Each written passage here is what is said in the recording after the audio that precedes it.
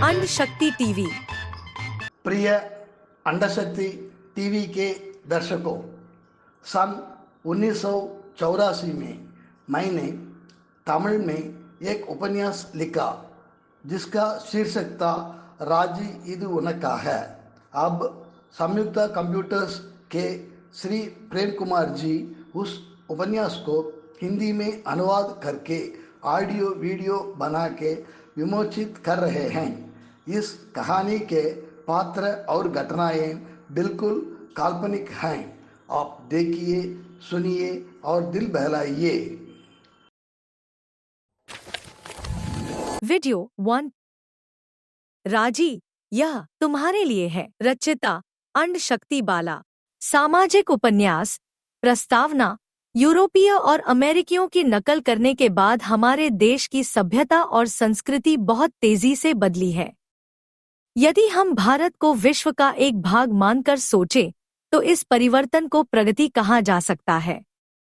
जब किसी समाज की सभ्यता और संस्कृति बदलती है, तो समाज को साहसपूर्वक पुराने रीति रिवाजों और यहाँ तक कि कुछ बुनियादी मान्यताओं को भी हटाना चाहिए जो उस बदलाव के रास्ते में आती हैं।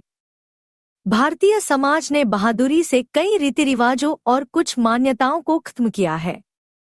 इसीलिए इस समाज की सभ्यता बुजुर्गों की आपत्तियों और आलोचनाओं के बीच भी विकसित हो रही है। इस सभ्यतागत विकास और परिवर्तन के लिए जो लोग जिम्मेदार थे, यहाँ तक कि जिन लोगों ने इसमें भाग लिया, उन्होंने भी यूरोपीय और अमेरिकी सभ्यता और संस्कृति को पूरी तरह से स्वीकार नहीं किया। इसे न मानने का कारण नफरत नहीं है, डर। क्या होगा?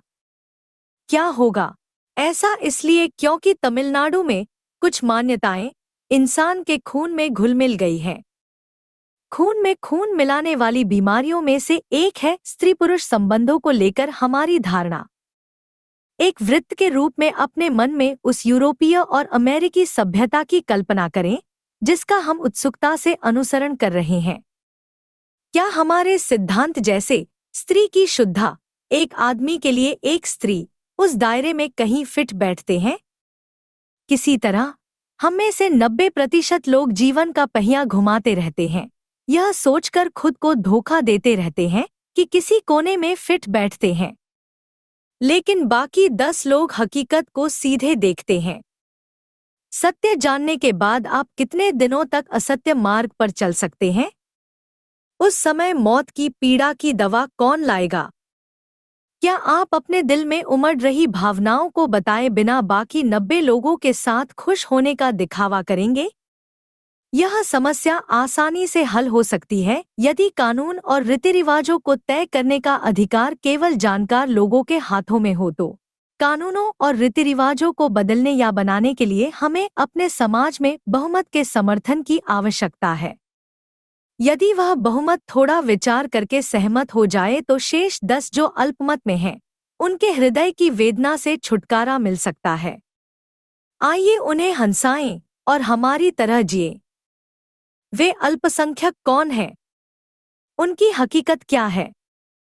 सिर्फ एक उदाहरण नहीं, वह हमेशा मेरे मन की आंखों के सामने खड़ी रहती है। मुझे राजी की स्थिति को कम किए बिना वैसे ही कहने दीजिए।